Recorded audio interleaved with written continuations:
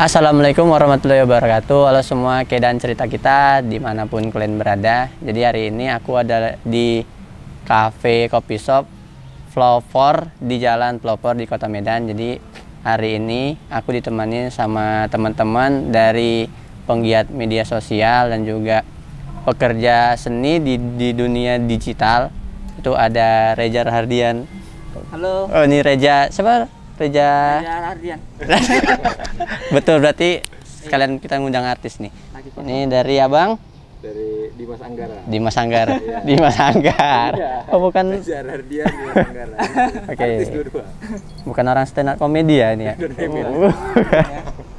Oke, jadi hari ini kita mau ngebahas tentang dunia digital marketing, juga konten kreator. Jadi mereka ini juga ada di dunia itu.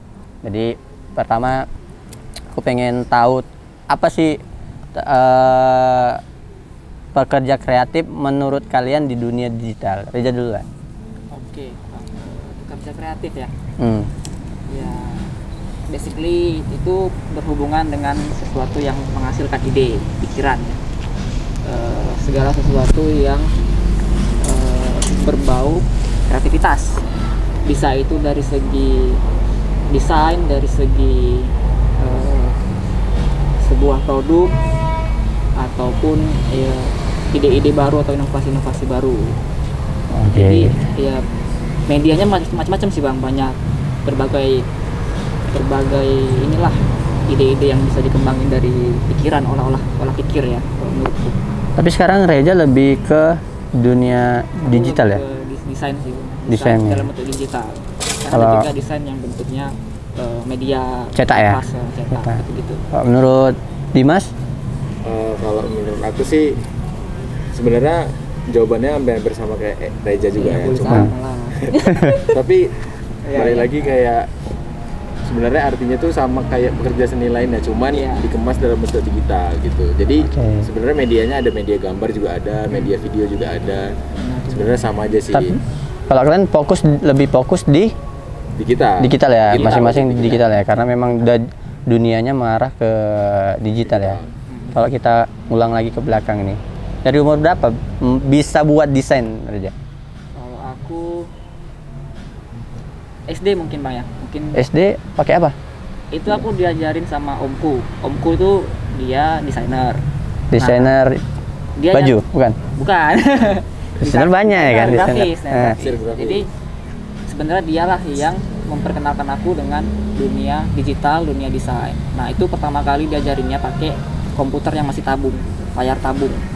Itu buka Photoshop, disuruhnya ngedit foto. Oh, dulu Photoshop yang daun masih bulu ya, masih ya? Pada saat itu pertama kali Photoshopnya.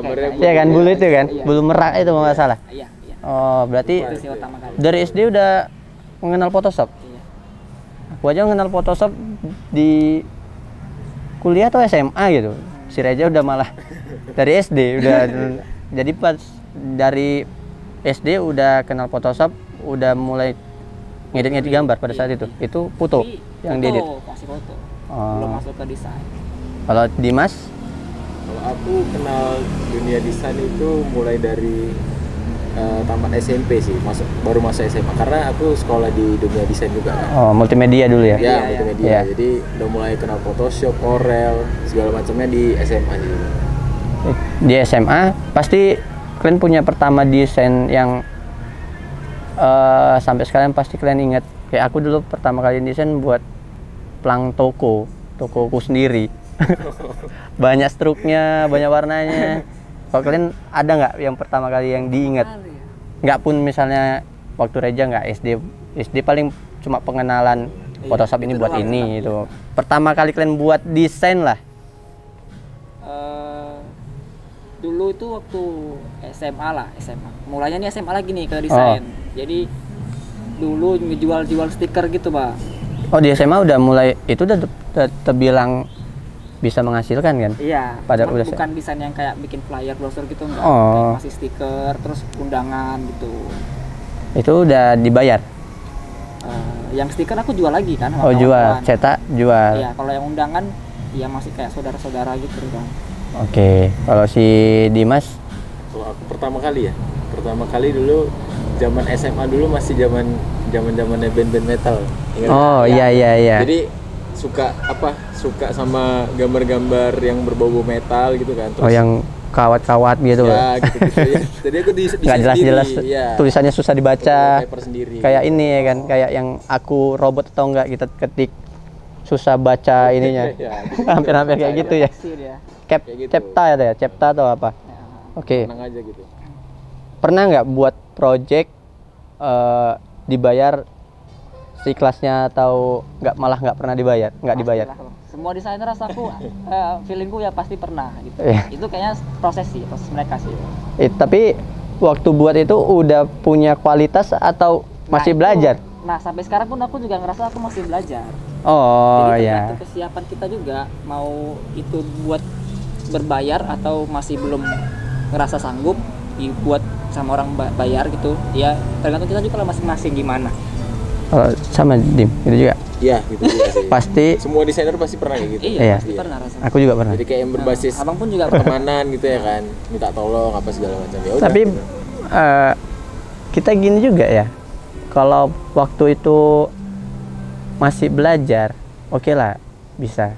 Tapi saat kita punya ilmu untuk buat itu, harusnya walaupun teman itu menghargai nih. iya. Suatu Iya, benar. seni itu, desain itu masuk seni. Seni itu nggak terhingga sih harganya. Udah punya value gitu. Kok memang punya, ya setidaknya buat misalnya teman-teman lah yang menginginkan buat ini dong, apa bantu buat ini. Bukannya kami para desainer nggak mau bantu, tapi ada hal yang harus kami pikirkan untuk menciptakan desain itu. Juga waktu kami terkuras di situ, juga Iya. semua pikiran Effort ya yang dilakuin ya. dihargai dong gitu. Jangan hanya thank you, jangan menganggap remeh.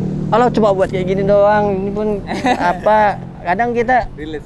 anjir dalam hati kita udah buat pikiran, iya. Tapi kadang ya itulah namanya juga manusia ya kan. Proses. Tantangan juga sih, Bang. Tapi sekarang kalian kerja di corporate atau sendiri freelance atau gimana? Di- Corporate tetep- ada, freelance ada, Oh. ada juga ngerjain project-project kecil gitu lah. Kerja juga sama. Iya, sama. Tapi tetap ada di salah satu corporate. Iya. Nih, oke. Sama. Kalau di desain ini kan kadang banyak yang kita jumpain tentang suka nggak suka sama klien ya kan. Pernah nggak? Kan kalian juga pernah dapat dari luar punya klien yang pernah nggak ngerasa kalian punya idealis nih, ini bagus, tapi pas kena ke klien dia aku nggak mau kayak gini, padahal ini Tolak bagus. idealisnya. Nah, terus juga kalian kan punya idealis, kalian mana lebih ngikuti klien yang bayar kalian atau punya idealis sendiri? Dimas lah dulu, Dimas. Kalau menurut aku sih idealisme kita tuh perlu juga karena Nah. kan kita desainer berarti kita tahu mana yang bagus mana yang enggak. Ya. Itu tinggal kayak mana kita komunikasi sama klien aja, ngejelasin dia bahwasanya kayaknya ini bagus nih, lebih bagus dari ini gitu. Walaupun bertentangan mungkin Iya, sama dia gitu. betul, Cuman betul. kayak mana cara komunikasi sama dia aja sih gitu. Gitu. Masuk nggak sama klienmu? Ada yang masuk ada yang enggak. Jadi kalau misalnya nggak masuk, tetap dikerjain. Ya dikerjain. Cuan ya? Iya. Pikirnya balik ke lagi. cuan ya? Iya. Oke, kalau Reja? Ya sama sebenarnya tetap mempertahankan idealis karena sebenarnya itu kan jadi kayak identitas kita sendiri gitu. Iya. Kayak ciri khas gitu. Jadi balik lagi tergantung gimana kesepakatan kita sama klien. Mereka kita yang edukasi mereka bagaimana desain ini dihasilkan, kayak misalnya secara konsep, referensi, idea itu kan kita udah bicarain sebelumnya gitu Bang. Jadi itu udah Oh iya betul, kesepakatan. betul. Jadi di awal tuh kita duduk bareng, kita mau buat apa. Jadi Iya. benang merahnya itu tetap ada ya. Iya, makanya. Dia nggak bisa melenceng ya. Itu untuk ngunci dia ya. Oke. Ada rulesnya gitu ya. Oke. Ini dari sudut pandangku ya, untuk di Kota Medan nih. Walaupun aku memang juga profesi di desain grafis, tapi mungkin banyak yang senior juga lah kita di Kota Medan ini ya. Pasti. Jadi aku ngelihatnya kayak mana sih di Kota Medan ini tentang perjalanannya dunia kreatif di Kota Medan ini. Kalau menurut Reja lah, perjalanannya itu udah sampai mana? Apakah kita masih tertinggal di sama kota lain, atau kita udah setara, atau bagaimana lah untuk di dunia kreatif ini ya, desain grafis ini ya? Kalau untuk Kota Medan ada juga yang beberapa malah hijrah ke Jakarta gitu. Betul. Itu kan kita temui. Banyak. Betul. Nah, itu mana cara ngedrive-nya itu ke pasar. Iya. Jadi mereka perlu Try aja, coba aja dulu. Ya. Karena kita nggak tahu itu bisa berhasil apa nggak kalau nggak kita coba. Jadi